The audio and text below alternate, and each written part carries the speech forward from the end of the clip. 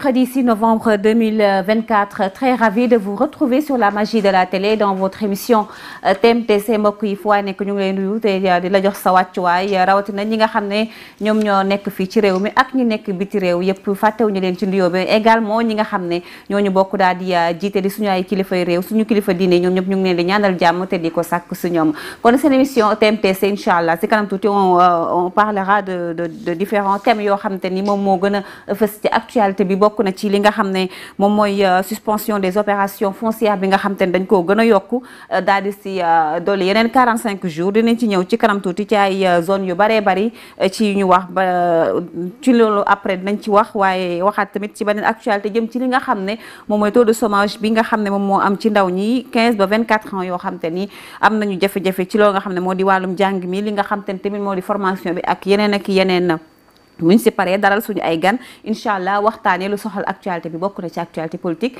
les élections yi nga xam ne moo am aux États-Unis mais élections yi nga xam ne moom la ñuy xaar fi di élections législatives yi aujourd'hui on a le plaisir de recevoir sur ce plateau Boubacar Racine Sy Boubacar bon du fi gana si kër gi la bokk moom laay jëkk jox kàddu gi mu nuyoo.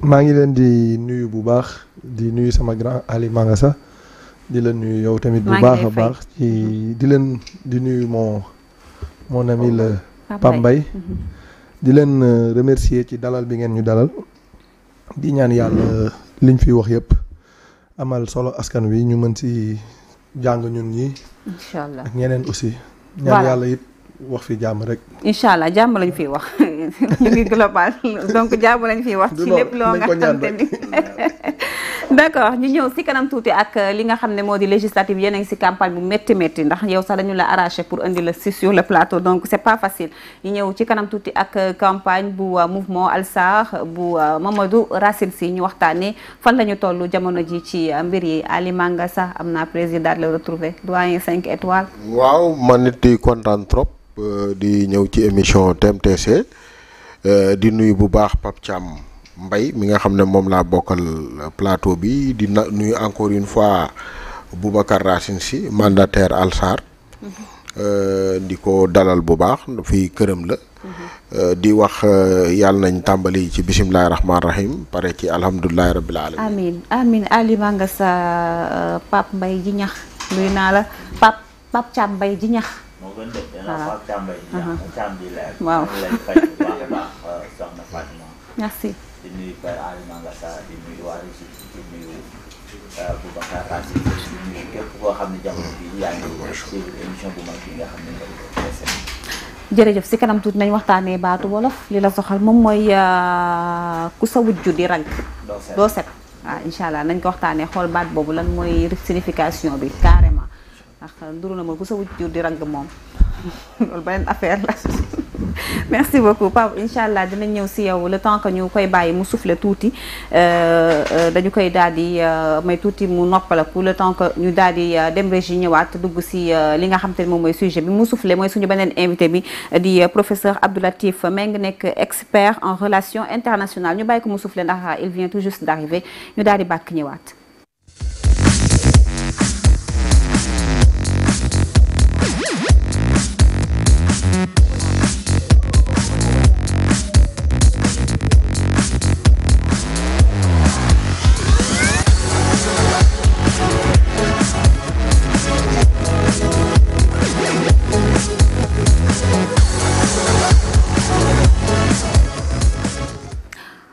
Voilà, comme je le disais tantôt ki nga xam ne mooy suñu deuxième invité ñu fas yéene waxtaanee li nga xam ne moom mooy beneen sujet bi ba tey si politique la ñu dem ba États-Unis ak seen élection yi nga xam ne daal dina jeex ba kii di Donald Trump nekk nga xam ne moom la ñu wax jamono ji moom moo gagné loolee nga xam ne moom mooy élection yi kon dinañ ko waxtaanee ndax amoon na ay enjeu te ba léegi am na ay enjeu dinañ si ñëw si kanam tuuti comme ni ñu ko waxee professeur Abdou Latif Mbengue lañ ciy dalal professeur nuyu naa la. maa ngi lay fay. am plaisir daal di la dalal ci plateau TMTC. plaisir partagé maa ngi nuyu sa invité yi di nuyu téléspectateurs yëpp di leen remercier ci invitation bi. merci beaucoup si kanam tuuti dinañ waxtaanee actualité boobu incha allah ñu daal di nag dugg si suñu actualité bi ñuy njëkk daal di wax moom mooy lu jëm ci suspension yi am ci mbirum opération foncière yi nga xam ne nag dañu ko daal di yokkaat ba 45 jours ñu ñuy wax ne am na ay zones yu bëri yoo xamante ni lépp lu jëm ci opération yi fa doon def te fan yëpp ñu nekkoon ci lu ni mel Descos nag daan nañu fësal ci ab lettre wax ne dañoo kon fas yéene daal di gën a yokk li nga xam te ni moom mooy durée bi ba 45 jours yoo xam ne dañ ko siy dolliwaat ngir gën a mën a càmbar dossier yi nga xam ne moom moo daal di lalu ci loolu nga xam te ni moo di wàllum suuf si ñuy wax ne lotissement bu Boa si la bokk lotissement bu Hangar Pèlerin bi nga xam ne moom moo nekk fii lotissement bu recasement 2 ak aéroport bu Dakar lotissement Egbos ak bi nga xam sur la VDN fii si Dakaru ak li nga xam ne moo di lotissement Eogène 1 ak 2 site de batterie bi nekk fële ci kon Yoff ak li nga xam ne moom mooy terme sud ba nekk fële ci kon Wakam di port urbain bu Diacksao Bambilor ak li nga xam ne moo di pôle bu Déni Biram Ndaw TF 14337 loolu la ñu wax site bi nga xam ne moom mooy Pointe Sarène pour zone bi nga xam ne moo kon nekk ci or Sapco ak lotissement bu Ndumbeen Gandiol ca Saint-Louis kon muy zone yoo xamante ni waa Descos moom moo fësal ne daal nañu arrêté lépp loo xamante ni jëm na ci travaux ñu fay amal ak activité yooyu te nee nañu yokkaat nañ si yeneen 45 jours supplémentaires ñuy nag sàkku ci ñi nga xam ne ñoom ñooy brigade zonale bi ñu veillé ci loolu nga xam te ni moom mooy li ñu taxawal tamul ay règlement yoo xam ne kenn amul droit enfreindre ko kon beneen coow daal di jógati ci li nga xam ne moo di wàllum suuf Ali Mangasa ma njëkk la si jox. waaw li nga xam ne naa ko ci wax moom mooy quand même comme je l'ai dit tantôt. Quand le nouveau gouvernement bi toog te installé. nekk na si dans une logique boo xam ne yenn affaires yi nga xam ne quand même à un moment donné. xawoon na lëmbe réew mi ma waxee ko noonu. ma juumee ñu baal ma du ma wolof. parce que affaire wàllum suuf bi rek. waaw wàllu suuf bi xam nga même le président Macky Sall à l'époque waxoon na ne dossier yi muy jot yu ci bëri ci affaire suuf la. gisoon nañu aussi maire yi tout le temps dañ leen daan tudd ci affaire suuf yu mel nii. donc bu fekkee ne ñi ñëw bees. ils sont dans une logique boo xam ne bëgg a leeral lu mel noonu xool li ci nekk. mënuñu lu dul rafetlu ko peut-être li ñu kii rek mooy ñu gën a gaawal seen jéego. comme li Mimi Touré doon wax il faut accélérer la cadence. parce que bu yàggee aussi secteur BTP bi damay ragal mu am problème daanu beneen bi mooy xam nga tout autour de ci affaire construction yooyu di faral am y a des commerces y a des activités économiques parce que ñu ngi doon wax si bés bi am ci ciment bi ak perte d'emploi bi 10 000 emplois yoo xam ne perte nañ ko si waaw ba pare aussi y a des activités des activités yoo xam ne connexes yoo xam ne xam nga fu ñuy tabaxee ñuy jaay ndékki à côté et cetera donc day am ay sénégalais yoo xam ne peut-être bu yàggee dana xaw a métti ci ñoom pour que ñu gaawal seen loxo daal mais mënuñu lu dul saluer lu mel noonu parce que aussi affaire yoo xam ne la lu ñu war a jubbanti la daal bu fekkee am na lu ci dëgg. merci Ali Mangasa Boubacar yow yaa ngi partagé même avis bi wala ci cadre boobu. je partage le même avis effectivement. C'est vrai que l'affaire suuf ça a toujours été une problématique très sérieuse au Sénégal. Ça ne date pas d'aujourd'hui. Il y a eu beaucoup d'expoliation foncière comme on dit, des litiges fonciers ñi nga xam ni dañoo ñëw tabax seen en tout cas pour faire simple war nañ ko xool mais nañ ko xool le plus rapidement possible. Parce que fondamentalement il ne faudrait pas laisser tout le monde aussi. am na ci ñoo xam ni ils ont des papiers en règle nga xam ne bokk nañ ci yenn sites yi.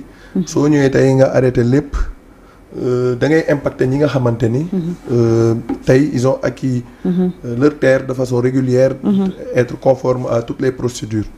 Donc fondamentalement c'était ça. di wax ni bon l'arrêt de tous les travaux. Au départ me semblait plus ou moins excessif. Parce que juridiquement je pensais que là une autre démarche pouvait être usitée, à savoir bàyyi ñu construire ñi nga xam ne ñu ngi construire mais parallèlement et très rapidement en accélérant la cadence mener les enquêtes parce que bu ñu arrêté tous les ci sites yooyu yëpp ñu arrêté liggéey effectivement ça a eu des répercussions très négatives sur l'économie même du pays parce que y a effectivement beaucoup d'activités connexes yi nga xamante ni day joxe ay nit liggéey te loolu am na solo donc sur le principe de leeral il y a aucun mal. C'est d'ailleurs ça salutaire. Mais il faut allier la forme et puis y aller très vite parce que il peut y avoir des répercussions yoo xam ni ce sera plus ou moins néfaste pour tout le Sénégal quoi. D'accord merci beaucoup Boubacar. alors Pape oui di dëggal li ñu wax. parce que jékki-jékki moom ni taxawal naa lépp dañ koy arrêté moom. day xaw a doy waar. ñàkkul ni am na si ñoo xam ne ils sont en règle. ñooñu jar ñoo arrêté. dëgg la. xam naa ñaare nag man fu ma waxee ñu ne soit peut-être day contre pouvoir ou pas non contre ma kenn. mais c'est ça avis ngay joxe. naturellement nekk en règle naan la ba nga liggéey. xam nga àdduna yëpp wala Sénégal yëpp. problème mu suuf mu mënut a daj fépp. am na ci ñoo xam ne leer na ma arrêté nañ leen mais ñi ngi woon en règle. nañ leen bañu liggéey. ñeneen ci lu liggéey mën ci jariñu mën a yóbbu seen kër. ñu dolliwaat si yeneen 45 jours supplémentaires. ça devient beaucoup plus compliqué. kon léegi Sénégal daal léegi réew la moo xam ne daal duma ku mën sa morom duma. yow foog nga ko jàppee kon ku mën sa ñoom jaay doole nga ko gisee. waaw dañuy def sa avis la. waaw jërëjëf Pape Mbaye professeur. oui allez-y. Sur la question? Oui, sur la question. Alors, je suis pas un expert là-dessus. Hein. Ouais, mais je peux briller. En tant que citoyen, ce que je peux dire, c'est que alors, c'est l'économie qui crée l'emploi. Nous savons tous que bon, c'est un problème majeur. C'est xëyu ndaw yi. dëgg la. te bu économie bi doxul parce que état du créer emploi état day créer ay conditions. Pour que l'emploi mun a yomb. On a des milliers de jeunes. yu ñëw sur le marché du travail. chaque année on va en parler si deuxième kii bi. voilà li ma ci voilà waaw. Bon construction bi parce que le BTP c'est un peu le moteur de l'économie. Tout le monde le sait. Donc si le BTP est à l'arrêt, mais c'est l'économie qui va en pâtir. Donc je ne dis pas qu'il ne faut pas vérifier, contrôler, faire des audits, etc. Mais l'industrie du BTP doit fonctionner. Sinon, c'est notre économie qui va prendre un sacré coup. Donc, pour Mandal, on doit trouver un équilibre. On doit trouver un équilibre entre la nécessité de faire le contrôle et de vérifier si tout le monde est en règle, si les choses se font selon les règles de l'art. Et faire en sorte que l'industrie ne soit pas paralysée. Parce que beaucoup paralysé, l'économie va souffrir. L'économie souffrir. Si l'économie ne marche pas, alors l'une fille qui moi jeunes yi jël gaal yi di dem di lap ci géej gi. Donc scénario bobu ken bu ko gis. Ken bu ko dégg. Donc pour man les nouvelles autorités sont dans leur rôle, c'est-à-dire qu'ils doivent faire le point, l'audit, mais également ils doivent faire en sorte que l'économie, c'est la responsabilité de faire en sorte que l'économie fonctionne. Oui. Wow. Donc, aux États-Unis, je ne veux pas anticiper là-dessus. Oui. Il y a des campagnes. Top priorité numéro 1, c'est l'économie. Les gens parlent de l'économie. Enjeu ignoré. Enjeu ignoré. L'économie, et c'est la responsabilité de l'État de faire fonctionner l'économie. Oui, responsabilité, comme nous l'avons dit, intervenant ici, plateau, le secteur BTP, il y a d'autres problèmes également qui sont en suspens parce que voie d'escos déjà, nous avons arrêté ces travaux, mais nous avons problème du secteur BTP. moom mooy norme de construction yi nga xam ne war nañ ko lijjanti en dehors du foncier bi nga xam ne mu leen teg norme de construction yi ak tout ça ce sont des problèmes yoo xam te ni mu ngi leen di xaar et que il faut que ñu daal di si jublu donc le plus rapidement possible ndaw yi mën a delluwaat parce que comme li ñu wax rek li muy générer ci emploi mënuñu ko compter déjà boo xëyee di nga gis les ouvriers fi ñuy taxaw un peu partout tu sauras que ne secteur la boo xam te ni day amasser pas mal de nit ñoo xam ne dinañ fa kon liggéeyee ñu jàll suñu baneen sujet buy concerne justement loolu nga xam te ne moom mooy problème emploi des jeunes ñu wax nag ci jeunes yi nga xamante ni bu ñu sukkandikoo ci agence nationale de la statistique et de la démographie ANSD daal na publier nag résultat yi nga xam ne moom moo jëm ci enquête nationale bu jëm ci ndaw ñi ak li nga xam ne moo di seenum xëy ñu ne ci deuxième trimestre bu atum 2024 bi lu jëm ci analyse bi nga xam ne moom la ñu jot a def ci tendance jëm ci emploi ak li nga xam ne moom moo di chômage ñu ne Sénégal daal dinañu wàcc ba lu jëm ci 5-9 point boo xam te ni kon lu ñu wàcc la ci li di wàllum kon emploi bi nekk pourcentage boo xam te ni moom la ñu sa fësal ci rapport bu deuxième trimestre bu 2024 ñuy wax ne waa ANSD nee nañu li si gën a graaw mooy ndaw ñi nga xamante ni amuñu xëy jàngiwuñu defuñu formation defuñu dara ndaw yooyu nee nañu analyse bi lii ñu jot a gis ci li nga xam ne ni moom mooy si rapport bi boobu moo si gën a bon ndax nag bëri na ay xale yoo xam te ni am nañu 15 ans jàpp 24 ans daanaka ñoom ñëpp ku si nekk amuñu jàng amuñu éducation amuñu formation loolee nag bu ñu ko xayma ci téeméer boo jël fanweer yi si ndaw yooyu nga xam te ni ñoom la ñu wax léegi lu ni mel moom la ñuy dund maanaam toog du ñu def dara du ñu jàng du ñu def dara di taxawaa loolu nag doon na loo xam te ni nekk na jafe-jafe yu waa ANSD daal di fësal ci ay rapport yoo xam te ni indi nañu ko ci li nga xam te ni moom moo jëm ci xëy ndaw ñi ak jafe-jafe yi ñu ciy jànkonteel ñu ne Sénégal nag fu mu nekk ni ci wàcc la toll kon muy deuxième point bi daanaka laata na li nga xam te ne moom mooy secteur bu BTP bi Ali Mangassa. waaw li ma ciy wax tey moom j'ai bien aimé sa Actubuzz yi. bon xam nga aujourd'hui pour man situation bi li ko indi. d'abord damay commencer di wax ne. quand Macky Sall était ici je ne dis pas qu'il n'avait pas de bilan. mais je le répète souvent presque comme une rengaine moom mooy en fait. moom bi fi nekkee il avait beaucoup misé sur les infrastructures dans une économie extravertie ce qui avait fait un peu le lit de la pauvreté au Sénégal loolu tam nit ñi dañu dund moment boo xam ne dafa nekk ci ay jafe-jafe te xam nga yenn saa yi bu nit ñi nekkee di dund ay jafe-jafe dana indi sax ay décrochage scolaire et cetera yooyu yëpp dañ ciy joué comme temps bi dafa gàtt du ma ko mën a kiyaat bon beneen bi tam mooy xam nga dama koy faral wax xam nga bi nga xamee ne kii bi am na Covid bi impact bi muy am ci économie bi du nekk du tic au tac il faut que ñu daw benn diir ñu soog a ressentir loolu benn moment aussi xam nga boo xoolee da nga fi benn période bu gudd boo xam ne da nga doon xool ne réew mi dafa nekkoon situation de tension boo xam ne xeex les investisseurs ñëwatuñ l'économie du pays était au ralenti boo xoolee ba ci présidentielle presque ñu liggéeyuñ donc pour man yooyu yëpp dafay expliquer lu tax ñun ñuy dund lu mel nii bon meneen bi nag li may faral di wax naan on parle encore de l'éducation de la formation l'éducation moom comme je le dis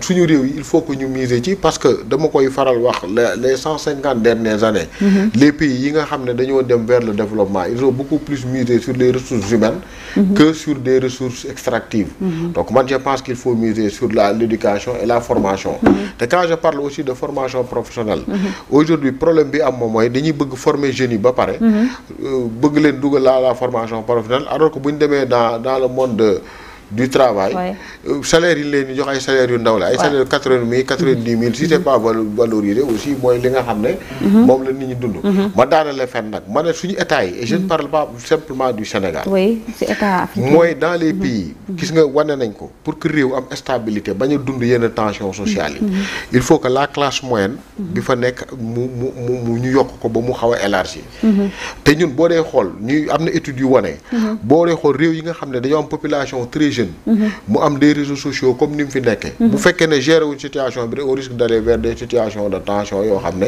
yàlla nañ ci yàlla musal wala ñuy vivre li nga xam ne day mel ne comme la migration irrégulière bi nga xam ne dafay am d'accord ñu daal di jox Boubacar wax si li ñu wax ne ñi nga xam ne ñoom ñoo nekk si kaw gi ñoom ñoo ëppale ay chômeurs que ñi nga xam ne ñoom ñoo nekk ci zone urbaine bi ak ñi nga xam te ne tamit ñoom ñooy jigéen ñi également ñoom tamit lu ni mel touché na leen mu nekk nag ay statistiques yoo xam te ni vraiment bu ñu ko xoolee day gën di raglu ndax on parle de problème mu emploi à chaque fois day gën di yokk surtout ak secteur yu bëri yoo xam te ne jamono ji daanaka doxatul bu baax a baax léegi sa avis là-dessus.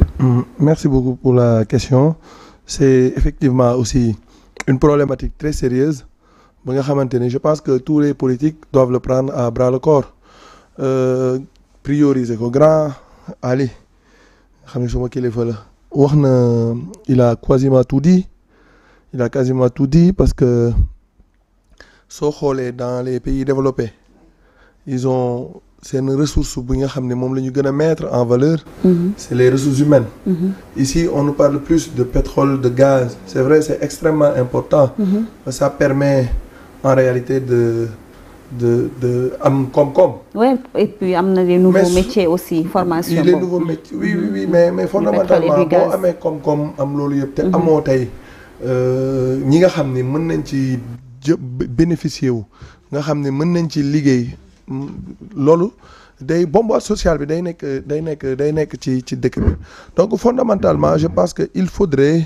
en réalité que ñu prioriser tout ce qui est l'humain, l'éducation, tout à fait, la formation, mais aussi mettre même les parents dans des conditions les meilleures, parce que ñoom ils ont benn mission bu rëy ci chaîne bi, mooy ñoom parce que c'est la femme, c'est les parents qui font la société, ñooy tabax l'homme à la base. Après école jouer rôle, c'est toute une chaîne. Donc j'en reviens toujours à ça. Mais il faut aussi que nous dellu si waat ci politique industrialisation.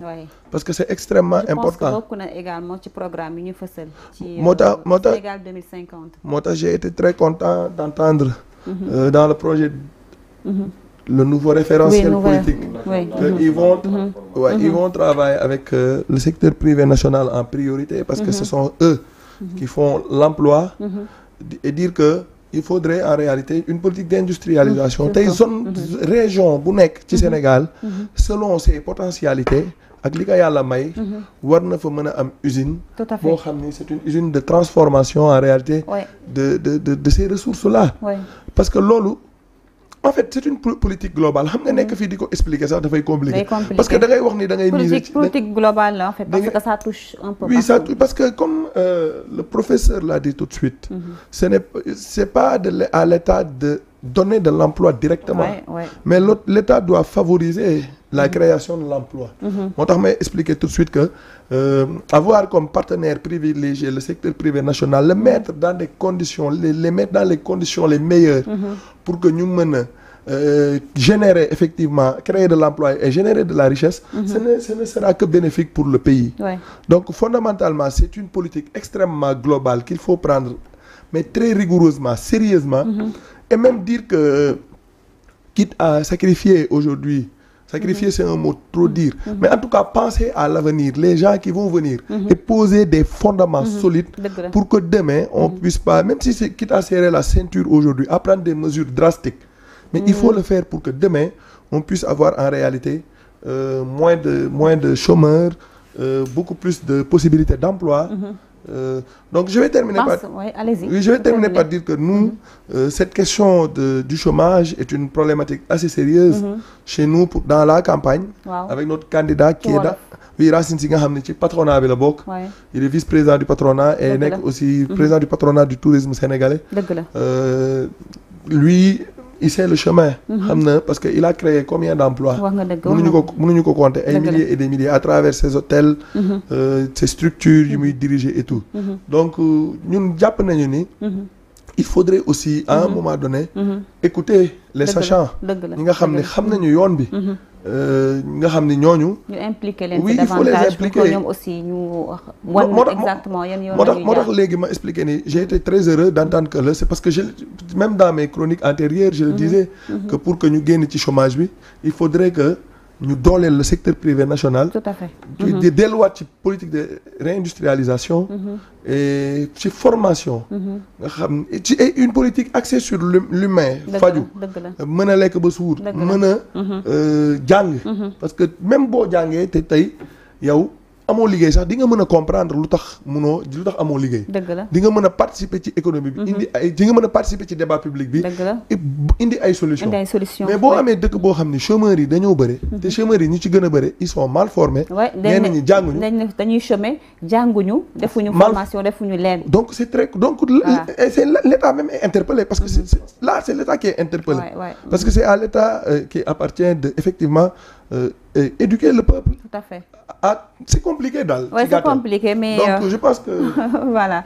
Merci allez-y, professeur. Voilà, je vous remercie. J'ai écouté les analyses très pertinentes des collègues. Ma question emploi dafa ma yàgg intéressé. Depuis des années, j'ai participé à beaucoup de sommets mondiaux sur l'emploi des jeunes. Donc pour moi, défi majeur yi nga xam ne ñun suñu réew yi moom la ñuy confronter. Mooy nan la ñuy créer de l'emploi à une population de plus en plus jeune et de plus en plus nombreux. C'est un défi permanent. Et ñi nga xam ne ñu ngi réfléchir en général ci question emploi en général ay leviers yu bëri la ñuy activer. Benn bu njëkk bi mooy école. Ok école nañ lañ koy repenser parce que paradigme de départ bi mooy ne école du vie réelle. école da lay préparer à la vie réelle mais c'est une représentation du loo xamante ne li ngay liggéey ni ngay liggéey boo demee li ngay ñu bëri ñuy liggéey dañ lay wax ne maanaam li ma jàng ci école c'est peut-être moins de 10% moom lay mettre en œuvre tous les jours donc école du moo lay préparer à la vie réelle da lay jox rek les rudiments da lay initier maintenant dam na loo xamante ne apprenant bi ba mu nekkee en formation ci la ko war a commencer d'accord te école yi aussi dañu war a jàppale ci loolu mettre les apprenants en situation la mise en situation la problématique de la mise en situation préparer davantage les apprenants à affronter la vie réelle kooku c'est un problème majeur beneen bi comment on les prépare oui comment on les prépare il y a beaucoup de maintenant on parle plus les pédagogues savent de quoi je parle on parle plus beaucoup plus d'activités extrascolaires extramuros d'activités qui mettent l'apprenant en face de la vraie vie qui lui permet de développer des compétences en communication, des compétences en teamwork, ce qu'on appelle les soft skills, qui sont des compétences complémentaires que l'école ne donne pas forcément. Ok? Donc ce sont quand l'apprenant est suffisamment préparé, bu génnee am na benn mindset, benn état d'esprit boo xam ne c'est différent. État d'esprit boobu jàpp ñu bëri ñuy liggéey ci affaire emploi dañ jàpp ne état d'esprit boobu mooy def différence bi. Parce que étudiant bi wala diplômé bi bu amee cet état d'esprit de quelqu'un qui ne recule pas devant l'obstacle, qui ne lâche rien, qui est déterminé à réussir, peut-être qu'il a des chances de s'en sortir. Tout à fait. Kooku ñi aussi liggéey ci kii boobu jàpp nañ aussi que étudiant bi wala diplômé bu amul mindset boobu loo ko financé du réussir. Loo ko mettre en situation du dem. D'accord. Parce que état d'esprit bi newu fa. Donc on a vu ça par le passé sous le régime de Wade des jeunes qu'on a eu à financer mais qui n'étaient pas préparés. Les montants n'étaient même pas de gros montants, 5 millions, 10 millions, mais ils n'étaient pas préparés, l'état d'esprit n'y était pas. Et donc jàpp nañ ne bu fa état d'esprit nekkee parce que ñaari volet la. Am na employabilité du jeune bi nga xamante ne le jeune va devenir un intrapreneur qui va être absorbé par le marché du travail mais tout le monde ne peut pas être absorbé par le marché du travail. Les autres qui ne seront pas absorbés par le marché du travail ils peuvent se lancer dans l'entrepreneuriat. Ok, l'entrepreneuriat et l'entrepreneuriat social qui sont des niches d'emploi pour les jeunes. Non seulement pour eux, mais ils deviennent eux-mêmes des créateurs d'emplois. Donc voilà, et puis je pense que l'écosystème doit être revu. Les banques doivent également jouer leur jeu. L'État doit avoir une politique incitative pour permettre un environnement favorable à la création d'entreprises, et surtout d'entreprises de jeunes, mais également à l'écoulement des produits issus de ces entreprises-là. Créer des marchés pour que les jeunes qui créent des emplois, qui créent des entreprises, puissent pouvoir écouler leurs produits. Donc, c'est une question très complexe. Moi, ça m'intéresse depuis très longtemps. Mais fondamentalement, il faut se dire que l'État à lui seul ne peut pas régler le problème. Donc, l'État dafa war a boole ñëpp si loolu nga xamante ni moom mooy politique bi mu war a teg pour que loolu problème bi nga xam ne moom mooy emploi bi daal di dañ bokk na si li nga xamante ni moom mooy la formation d'abord nit ñi nga xam ne dañ leen war a jàngal xamal leen pour ñu mën a xam fan la ñu teg seen tànk ëllëg Pape Mbaye. Dina gën a métti réew mi fi ñu toll nii avec ak état bi fi nekk nii ak fi ñu jëm nii. dina gën a métti waaw dina gën a métti. xamal tax ma dina gën a métti. réew mi ñun boo xoolee ndaw ñee fi ëpp. waaw état tey jii ñi nga xam ne ñu amoon nañu koom-koom ak su néew ngir bëgg investir Sénégal kenn ñemetul investir pour employer pour mu liggéey. kon ki war a liggéey fan la jëm. fi mu ne nii ku fi yore milliard doo ko génnee doo ko investir Sénégal. parce que jàpp nga ni boo ko investir ñu jàppale dugal ci kaso bi. ah bon waaw léegi beneen affaire am na waajur wi nga xam ne dafa waroon xëy liggéey. am dara dikk dugal doomam école mu jàngi amatu ko fan lay dugal doomam école pour mu jàng wala mu defa ko formation fan la koy jëlee. ndaw li nga xam ne waroon nay xëy di wàcc dem dikk amul fu mu jëm nan la ñuy def lépp gis nga réew boo jàppalewul ñi nga xam ne am nañ si tuut ñu investir toog liggéey ci réew mi emploi ñeneen ñu liggéey ñëpp toog liggéey fan lañ jëm nañu delluwaat dañu boobu la nguur gi wax ne si moom la ñu teg de. waaw xam nga 2050 lañ wax moom la ñu teg ak moom la ñuy d'accord xaaral rek ñun amuñu patience su 2050. non fii ba 2050 waaw xaaral rek non gis nga ñun fi ne dañu conscient kenn mënatuñoo nax ci àdduna ay waxe kese ay legetu kese naxuti bëy yi ay 2050 ñoom bi ñu nekkee opposant lu ñu daan wax bu ñu amee tey gouvernement suba nañu jox ñu liggéey ku nekkoon Europe da ngay ñibbi si toog Sénégal liggéey tey léegi boo yëpp a ngi daw di dugg ci gaal gi dem te pourtant dañu woon mbëkk mi dafay jeex. mbëkk mi nga yaakaar ne kon lii moom moo. non day gën a yokk. li ma la wax du caaxaan mooma. dëgg la de. waaw bon en fait li ma ci doon bëgg a wax damay peut-être mu bañ a jël temps bi yëpp xam nga li ma doon bëgg a wax rek mooy au-delà de li ñu wax fii léegi. affaire jeunesse jeune emploi des jeunes. il faut dire que régime yi fi ñëwoon yëpp dañ ci échoué.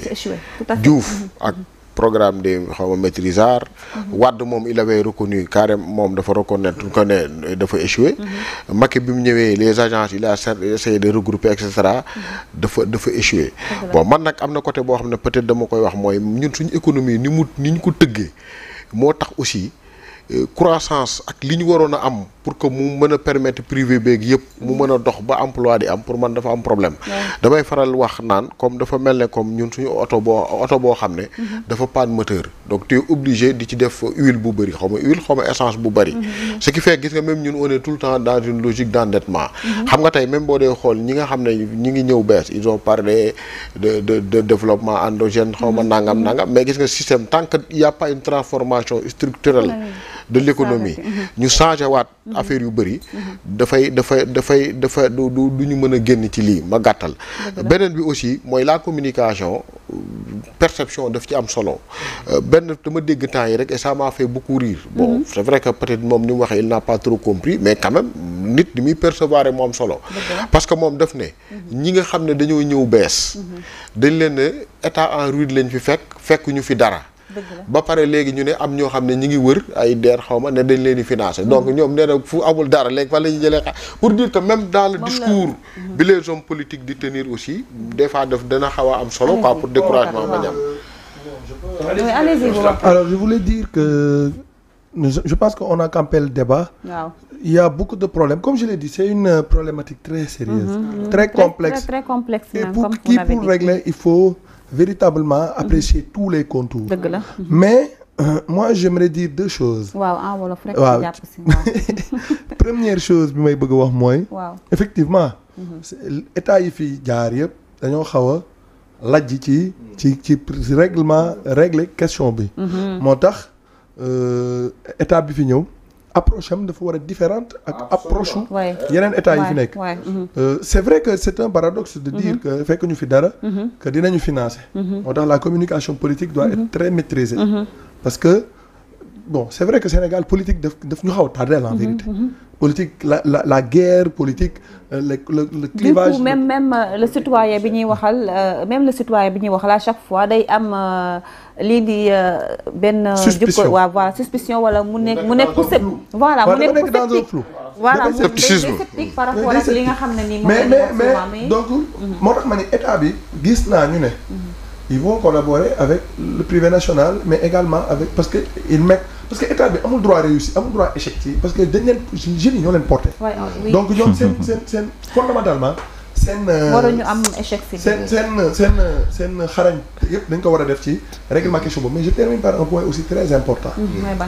mooy la question de y a pas de sot métier au Sénégal aussi. Il faudrait que les gens l'intègrent dans la tête xam nga lu tax. moo tax c'est culturel. et c'est extrêmement dangereux. tey boo nee sa nit bu ñuy doomam ñëwee ni ko plombier laa bëgg nekk. da nga koy naan yaa ñàkk ambition. wala nga ne ko mën na nekk passion nit bu bëgg auto mécanique. c'est vrai que tous ces secteurs. mais dañ ko manque de valorisation. loolu moo tax manque de valorisation mais tous ces secteurs doivent être réformés. tey boo demee ci yenn dëkk yu développé yi. boo demee France tey. nga panne ci yoon bi mécanicien bi moom bu en fait c'est-à-dire c'est un mécanicien qui est professionnel. Il vient en costume. mu simmi ko sol blouse am. donc il faut réformer tout ça. mais il faudrait aussi que dans notre perception ñuy bañ di sous-estimer yenn liggéey yi. parce que en vérité. y a pas de sot métier. donc c'est une question culturelle. tey da ngay gis nit koo xam ni. c'est vrai que conditions yi bokkul. c'est vrai que aussi l'État est interpellé dans ce sens. à valoriser à réorganiser certains corps de métier. Defaraat ko ba mu baax mais tey di nga gis nit koo xam ne fii nii tey mais day liggéey di am 300 000 mais peut-être liggéey boobu moom jàppul ne liggéey bu am valeur la mu dem Tour Eiffel di jaay porte-clés di dàqante ji ñu koy dàqee. boobu moo ko dàqal. waaw loolu moo koy dàqal. oui c'est vrai donc loolu c'est un problème. parce que là il a beaucoup plus de valeur ndax nekkul. non parce que nekkul Sénégal parce que même bu ñu defee dogguma la même boo seetee un éboueur bi nga xam ne moo nekk au Sénégal nga daal di ko comparer ak éboueur bu nekk à l'étranger da ngay gis ne même valeur bi nga xam ne même salaire masse salariale bi dafa compliqué si ñi nga xam ne ñoom xam nga dañ ne Sénégal bu ñu demee ba fële dañuy nekk si tali bi di for ay mbalit di def nangam alors que duñ ko def seen réew alors que fee lañu gën a valoriser. mais foofu loolu tamit moo tax man la c'est un problème culturel dama lay jox parce que culture dafa am solo. États-Unis culture générale dafa am solo. tey éboueuru Sénégal. kii jël ramasser mbalit yi fii ak kii ramasser mbalit yi Europe mënut a bokk. parce que dans la perception de nous-mêmes. oui parce que aux États-Unis fàtte naa ban année la. dañoo ne woon éboueurs yi dañoo génne dañoo bëgg ñu revaloriser seen salaire. état bi bañ. Ils sont allés en grève 3 jours mais ay kaña ñoo génn ils ont failli manger un bébé xaw ma ils ont mangé un bébé les gens ont triplé leur salaire. parce que ils savent que ça c'est vital et que c'est un liggéey la boo xam ni xëy na sax moo gën sax liggéey président de la République. parce que tu contribues à la salubrité publique à éradiquer tout ce qui est fléau à éradiquer tout ce qui est mais danger pour la santé publique. tout à fait donc il faut aussi que culturellement ñuy bañ di wàcce yenn liggéey yi naan liggéey yi amul njëriñ liggéey baaxul. mais loolu c'est politique état bi également. loolu c'est une politique globale. moo tax dans un pays dañuy war di il faut valoriser la science. parce que quand tu valorises la science. tu n'es pas dans cette logique de sous-estimer un emploi. tous les emplois se valent. parce que ku ci nekk am yow plombier yow Europe sa tuyau su yàqoo. yow da nga xam ñaata nga mën a fay plombier. da nga xam ñaata da nga mën a fay plombier. en France en Allemagne tous les Français sont experts en plomberie. parce que xam nañu ñaata la ñuy fay. donc au Sénégal aussi il faudrait aussi que ñun tamit ñu xam ni tous les métiers se valent. mais même si secteur BTP bi y a des entrepreneurs ici ak des maçons yoo xam te ni dañuy jóge fii ñuy migré wu dem. parce que foofu ils sont beaucoup plus mieux payés que fii ñoom la ñu gën a valoriser. c'est une question culturelle. tey soo waxee sa doom man gardien laa bëgg nekk. mu ne la yaa ñàkk ambition alors que gardien kañ. mais gardien yi lañ leen di fay fi moom moo tax. waaw loolu laa lay moo tax valoriser c'est un problème global. soo interpeller l'État sur beaucoup de points. également ci points yi mooy. bañ a organiser yenn secteurs yi. bañ a prioriser yenn kii yi. bañ a peut-être liggéey ak secteur. mais contrôler également. parce que mais c'est un travail global absence de contrôle comme li nga wax rek travail global la absence de contrôle yëpp mu ngi ci biir ak inclure ñi nga xam ne ñoom ñooy les acteurs yi nekk ci c'est parce que il y a pas mal de solutions yoo xam te ne day génn ci débat yi ak ñeneen déjà on a notre expert là qui a mooy qui publié le livre Comment ne plus jamais chômer ak ni mu définir le chômage donc loolu aussi professeur day laaj ñu réunir tous les acteurs tango yi vraiment ils ont bien analysé la question te lépp pratiquement wax nañ ko li ma ci bëgg yokk tuuti rek mooy la question de l'emploi da di problème boo xamante ne du ñun rek la concerné partout dans le monde même les pays les plus développés ils ont ce problème là te il faut pas que ñu sous-estimer la difficulté de la mise en œuvre des politiques publiques parce que fépp foo dem théorie bi ak documentation bi ak conceptualisation bi pratiquement mooy c'est la partie la plus du ma ne dafa yomb mais c'est disponible li ñuy wax nañ lu ñu ci war a def mise en œuvre mooy problème affaire emploi comment mettre la mise en œuvre am na volonté mais dañu war a reconnaître pêche dans la mise en œuvre dañu war a reconnaître que ne c'est pas facile la mise en œuvre des politiques d'emploi c'est pas facile la mise en œuvre ba pare beneen bi suma collègue bi wax na ko léegi les politiques d'emploi depuis le régime socialiste les maîtrisards chômeurs ak yeneen lu ñu gis lu ñu mën a jàngat ci loolu mooy on a vu un état volontariste un état qui veut régler le problème mais en réalité l'état ne règle pas le problème au fond pas l'état l'idéal c'est que l'état mais c'est l'industrie, c'est le privé, c'est l'industrie c'est l'industrie qui crée des emplois. Le rôle de l'État, c'est d'accompagner et de créer les conditions pour que l'industrie puisse fonctionner et qu'elle puisse absorber. Beneen bi wax naa ko léegi mooy l'école. xam nga kenn mënul dissocier problème emploi ak problème formation. ñaar yooyu dañu lié étroitement lié. gis nga tant que réformé wuñu école bi. ba def en sorte que. apprenant bi bu génnee école dafay entreprendre. du toog di xaar emploi. tant que loolu réforme ñu ko et puis ñu préparer l'apprenant ba mu nekkee en formation ñu dugal ci ay programmes extrascolaires ya nga xamante ne dina ko permettre de faire face à la vie réelle. Le problème va demeurer. Ok, parce que tout le monde va attendre d'être fonctionnaire, mais tout le monde ne peut pas être fonctionnaire. Et wax nga ko sànq lu ñuy gën di dem la population va augmenter, la demande va être encore plus forte. Donc état bi dafa war a accompagner le secteur privé et créer les conditions d'une industrialisation. C'est ce qui va régler le problème. Beneen bi mooy les banques. Il faut que les banques jouent leur rôle. Absolument. Ok, les taux d'intérêt actuels. Mais personne ne peut travailler avec ces taux d'intérêt. Avec ces taux d'intérêt. Moi, je me rappelle, il y a quelques années, il y avait une ONG, je ne veux pas faire de pub, qui avait l'idée de créer un fonds de garantie pour l'emploi des jeunes. Un fonds de garantie, c'est un fonds qui est mis en place par l'État et qui va permettre aux banques de financer à des activités de jeunes à des taux accessibles. Mais c'est un personne ne prête aux jeunes, personne n'a confiance aux jeunes. Mais ce fonds-là va permettre, si vous voulez, de faire en sorte que les jeunes puissent accéder à des crédits qui leur permettent de démarrer de petits business. Merci beaucoup, professeur. Je pense que l'analyse que nous avons faite par rapport à l'heure, si duré un temps, mais nous avons presque 1 heure de temps. Nous avons problématique parce que c'est compliqué. C'est complexe, mais nous pouvons régler petit à petit parce que nous régler. Mais quand même mën nañ ci def benn volonté bi def ci li nga xam ne moom moo si war a am yëpp pour ndaw yi mën a am xëy. Merci à vous tous ñu daal di nag dem ci suñu deuxième partie.